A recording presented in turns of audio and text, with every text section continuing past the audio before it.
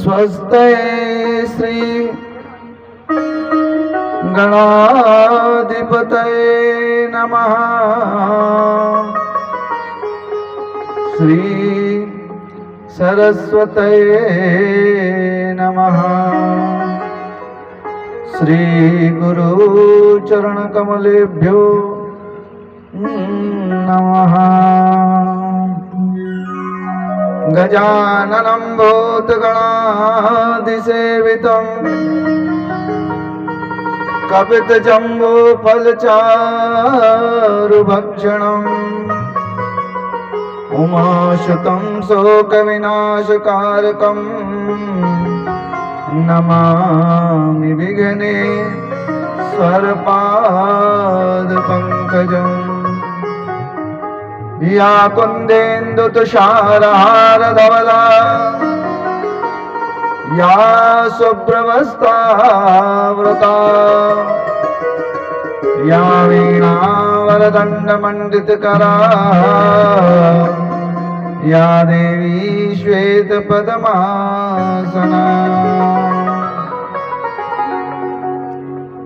गुरुर्ब्रह्मा गुरुर्विष्णु गुरुर्देवो महेश्वरा। गुरुर्साक्षात् परब्रह्म तस्मै श्री गुरवे नमः। श्री गुरु चरण कमलेभ्यो नमः। संतोष रामायणी जी के लिए एक बार ताली बजाकर उनका स्वागत करें। अथक 2-3 दिवसों से राम कथा का मार्मिक व्याख्या इन्होंने की। ऐसा ही भगवान श्री राम के प्रति आपका अनुराग, आपका प्रेम निरंतर बढ़ता रहे और अपनी मधुर वाणी से आप यूं ही राम कथा का प्रचार प्रसार करें और प्रभु भक्ति को प्राप्त करें।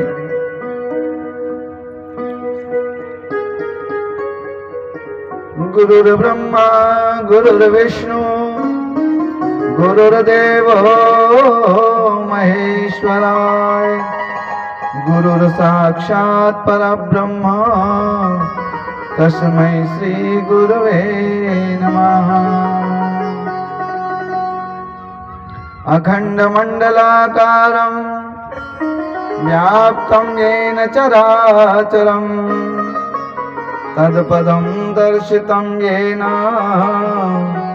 तस्मै श्री गुरवे नमः।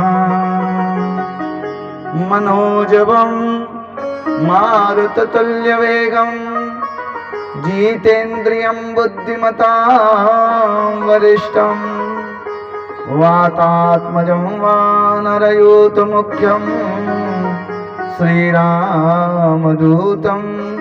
शरणं प्रपद्ये।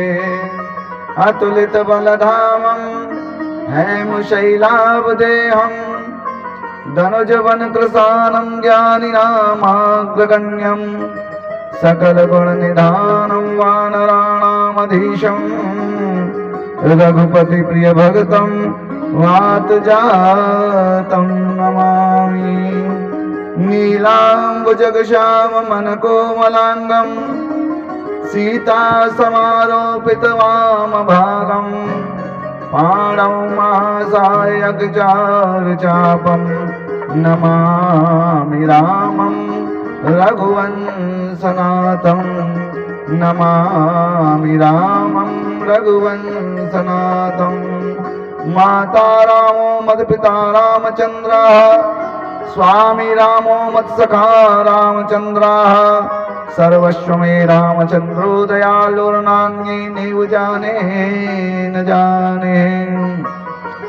श्री रामचन्द्र चरणो मनसा स्मरामि श्री रामचन्द्र चरणो वत्सा गृह्णामि श्री रामचन्द्र चरणो शिरसा नमामि श्री रामचन्द्र चरणो शरणं प्रपद्ये। रामाय रामभद्राय रामचन्द्राय वेधसे रघुनाथाय नाथाय सीताया पतये नमः। अवध धाम धामाधिपति कि अवध धाम धामाधिपति अवतारणपति राम, सकल सिद्धिपति जानकी दासनपति हनुमान। वंदे देव उमापतिं सुरगुरुं वंदे जगत कारणं, वंदे पन्नगभूषणं रघुवतं वंदे पाशुनापति, वंदे शूर शशांक विहीनैनं वंदे मुकुंद प्रियं, वंदे भक्तजनाश्रयं च वरदं वंदे शिवं शंकरं। मूकं करोति वाचालं पंगुलंघ्यते गिरिं, यत्कृपातं वंदे परमानंदमाधवं। बोलिए सद्गुरुदेव भगवान की, श्री हनुमान जी महाराज की, संत श्रीमणि श्री श्री 108 श्री रामदास बाबा जी महाराज की, संत श्रोमणि श्री सिंगाजी महाराज की, सीध वाले हनुमान जी महाराज की, नर्मदा मैया की। त्रिमूर्तम परमात्मा आकरण करुणा वर्णालय भगवान श्री राघवेंद्र सरकार के चरणों में साष्टांग दंडवत प्रणाम। अनंत बलवंत हनुमंत लाल जी के चरणों में दास का नाक रगड़ करके बारंबार साष्टांग प्रणाम। श्री श्री 108 रामदास जी संत महाराज के चरणों में दास का साष्टांग प्रणाम। सिंगाजी महाराज संत श्रोमणी, उनके चरणों में दास का प्रणाम। सभी संत जनों के चरणों में दास का नाक रगड़ के बारंबार प्रणाम। त्यागी जी महाराज, उनके चरणों में बारंबार प्रणाम। विप्र मंडली यहाँ पर जो विराजमान है उनके चरणों में प्रणाम। सभी मातृ शक्तियां और श्रोतागणों के चरणों में बारंबार प्रणाम। क्योंकि स्वार्थ लाग करें सब प्रीति, और सुर नर मुनि सबकी यह रीति। हम भी ऐसे होते यदि आपकी भक्ति गूगलवाड़ा में राम जी बाबा के कारण नहीं जागती, तो ये समय हम भी संसार के किसी न किसी काम में या अपने निजी काम में व्यतीत करते। लेकिन आज आपकी भक्ति के कारण ये अवसर हमें भी प्राप्त हुआ है कि हमें भगवान का गुणगान करने का, इस संसार के व्यर्थ समय को छोड़कर ये समय हमने सार्थक करने के लिए आपकी भक्ति से भगवान ने हमें प्रदान किया। नहीं तो हम अपने अपने कामों में लगे रहते। तो ये आपकी भक्ति का प्रताप है। भक्ति का ही ये प्रताप होता है कि जैसे एक पेड़ की छाया में जो राहगीर आता उसको सुख मिलता है, ऐसे ही भक्त की सन्निकट जो आता है उसको वह सुख की प्राप्ति होती। जैसे एक धूप में थकित त्रसित व्यक्ति किसी बरगद की पेड़ की छाया में आ जाए तो उसको जो सुख मिलता है, ऐसे ही संसार के जंजालों से दुखित व्यक्ति को यदि किसी भक्त की शरण में आ जाए उसे उसी सुख का अनुभव होता है और वहां से उसके दुख निवारण का रास्ता उसको मिल जाता है। आइए, समय तो पर्याप्त है महाराज, 24 घंटे सबके पास है। चाहे यहाँ का राष्ट्रपति हो भारत का, या प्रधानमंत्री हो, या मुख्यमंत्री हो, या मंत्री हो, या गांव का सरपंच हो, सचिव हो, या आम आदमी हो, सबके पास 24 घंटे हैं और उस 24 घंटे में सब भरपूर काम करते हैं। लेकिन एक उलहना जरूर हर व्यक्ति संसार का देता है कि सब काम के लिए नहीं बोलता, लेकिन जब कथा में जाना होता है तो कहता समय नहीं निकाल पाए, समय कम पड़ गया इसलिए नहीं आ पाए, भगवान का पूजन नहीं कर पाए क्योंकि आज समय नहीं मिला, क्योंकि सोया भरपूर, खाया भरपूर, बच्चों से, पत्नी से, आस पड़ोस से, संसार के राजनीतिक अनेक वार्तालाप खूब की, लेकिन भगवान के पूजन में, भगवान के सत्संग में आने के लिए लोगों को कहते हैं कि समय नहीं निकाल पाए। तो इसीलिए कहा कि ये कभी पूरे नहीं होते जीवन में। एक धन की लालसा और ये समय, अगर मौत सन्निकट आ जाए तब भी एक चाह होती है कि थोड़ा समय और मिल जाए, थोड़ा समय और मिल जाए।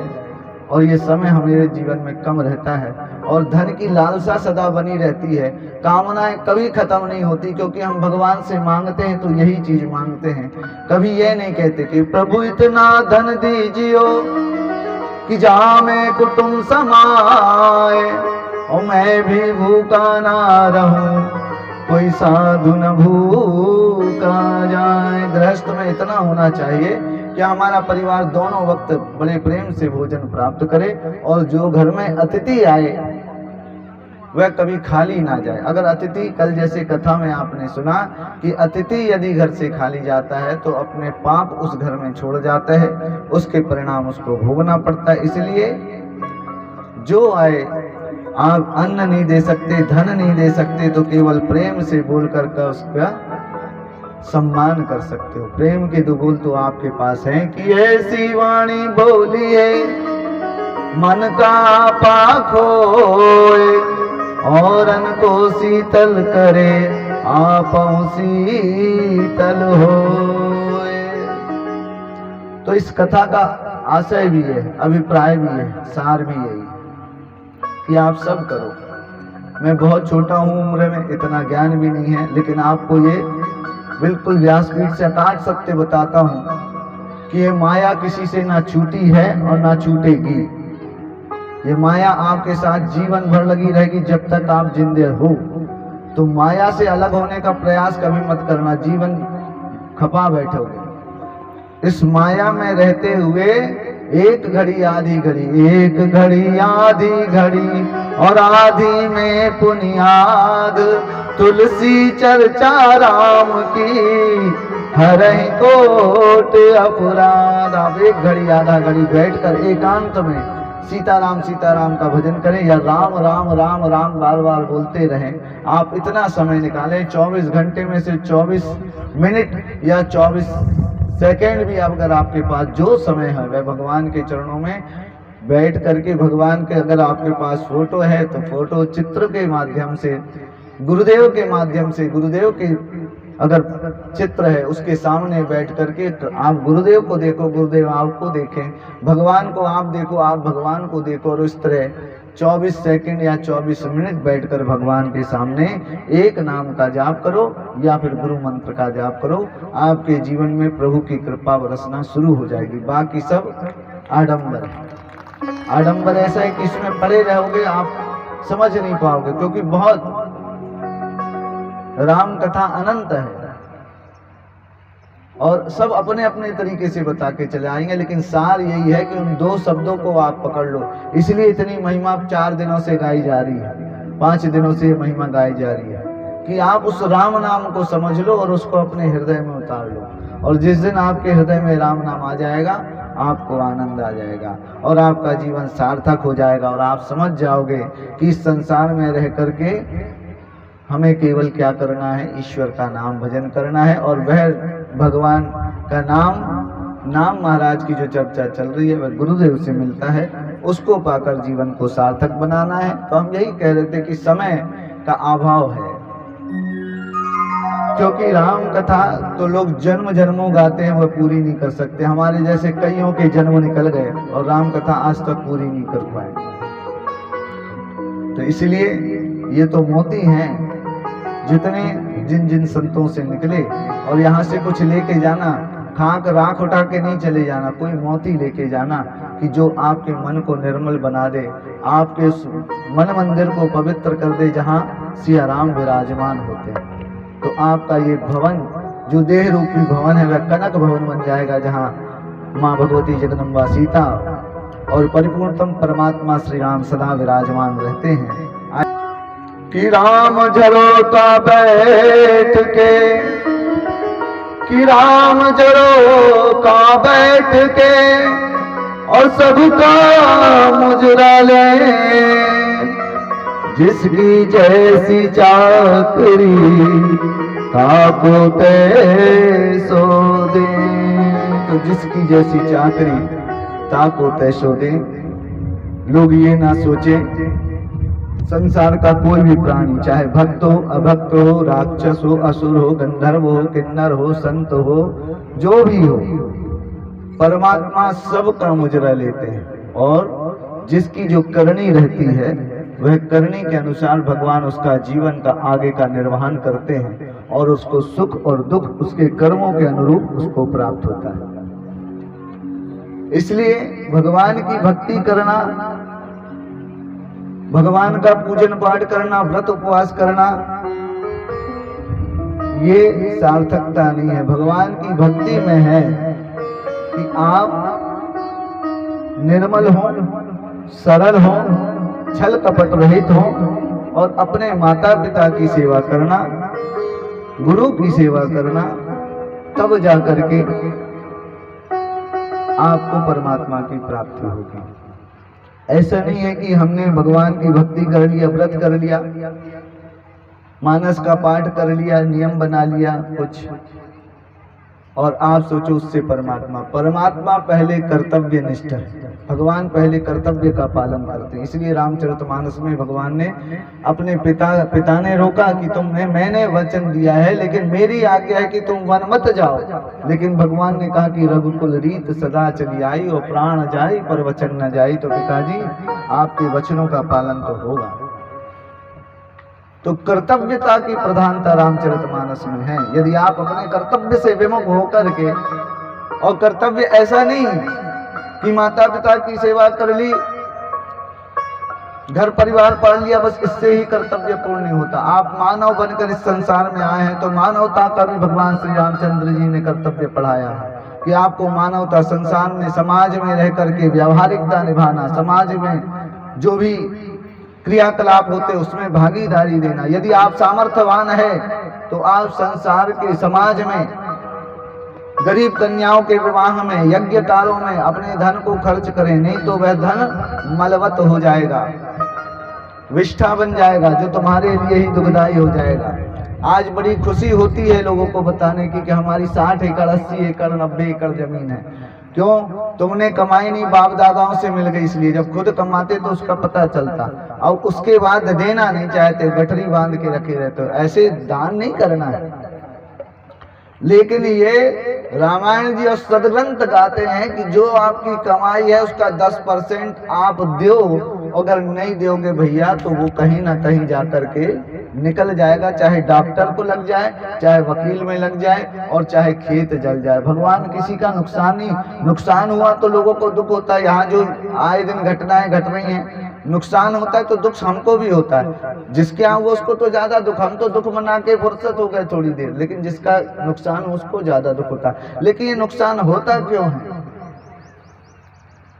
नुकसान होता क्यों, कभी सोचना चाहिए। हमने जो धन परमात्मा के प्रति 10% लगना चाहिए, वो आपने 10% दशांश धर्म कार्य में नहीं लगाया, इसलिए वह दशांश भगवान अपने आप ले लेता है। इसलिए आप भगवान में लगाओ, परमात्मा में लगाओ। जरूरी नहीं है कि आप दान ही करो। किसी गरीब कन्या का विवाह हो रहा है उसमें लगा दो, किसी गरीब बच्चे की पढ़ाई में लगा दो, कोई असहाय है, इलाज करने में सक्षम नहीं है, उसको आप 5-10 हजार की मदद करके उसको मदद कर दो। तो ये सार्थकता है, इससे आपका कल्याण होगा। लेकिन कलिकाल की ऐसी रीति चल गई है कि बड़े बड़े आश्रमों में गौपालन, महाराज भक्ति करना भगवान की तो सब आप करो ना। अगर आप में सामर्थ्य है आप गौ पालन करो, आप वृद्ध आश्रम खुलवाओ, बड़े बड़े आश्रम बनवाओ, वहाँ नित्य प्रति भंडारा भोजन करवाओ।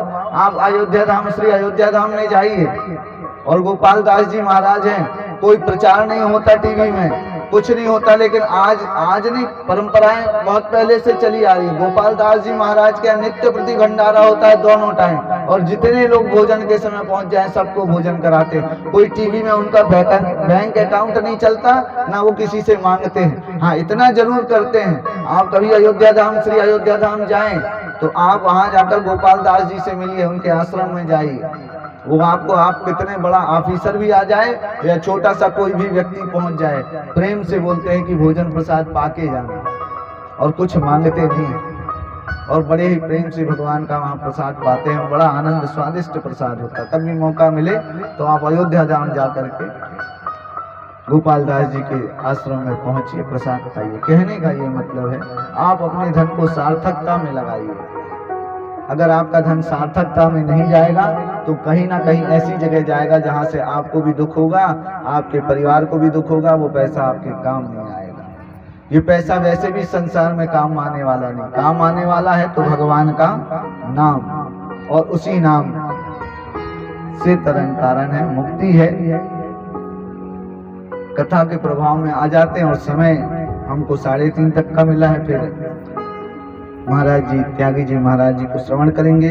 कल जो है जिनके आशीर्वाद और जिनके शुभ कर्मों से, क्योंकि मेरी इतनी उम्र है, मैंने इतने सत्संग नहीं किया, इतना ज्ञान नहीं लिया, लेकिन व्यासपीठ पर मुझे गुरुदेव ने आशीर्वाद देकर बैठाला। गुरुदेव की कृपा आशीर्वाद से मैं बैठा, और जो ज्ञान मैं कभी कभी विचार करता था कि ये ज्ञान मुझे आता कहाँ से, क्योंकि मैंने ना इतना सत्संग किया ना अध्ययन किया, तो मुझे ये ज्ञान, पिताजी ने बहुत अथक प्रयास किया इस ज्ञान को अर्जन करने में। बाल्यकाल से ही भगवान की पूजा, 40 साल नौकरी में रहे, उसमें भी भगवान की सेवा, राम जी की सेवा की। बाल्यकाल से ही 8-9 वर्ष की उम्र से ही ये जो रामलीला होती गांव में, राम जी का पाठ करते थे।